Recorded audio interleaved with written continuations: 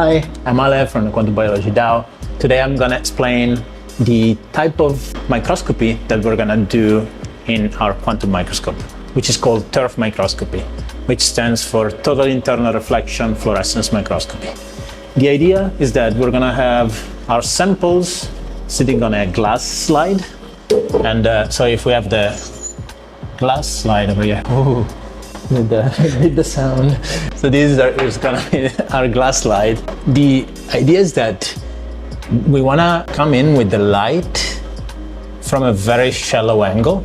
So like this angle right here is going to be very small. We do that because if we hit a surface at a very shallow angle, we go into the regime that is called total internal reflection, which means that all the light that bounces here, even though this is a piece of glass, is going to be reflected and basically bounce around top and bottom surface in the glass slide. This is something that we want in our case because this is going to produce what is called an evanescent wave very close to the surface.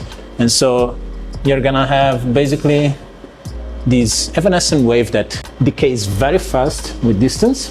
So that is going to be able to excite fluorescence in biological samples. The idea is that this is going to be able to image only things that are very close to the surface.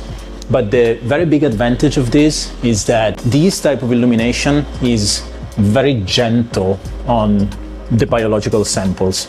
So in the more traditional confocal microscopy, you focus a bunch of light in a single point, and that can really damage biological tissue. So by using this type of microscopy, we can make sure that we can image our sample for a very long amount of time without actually damaging it or damaging it too much.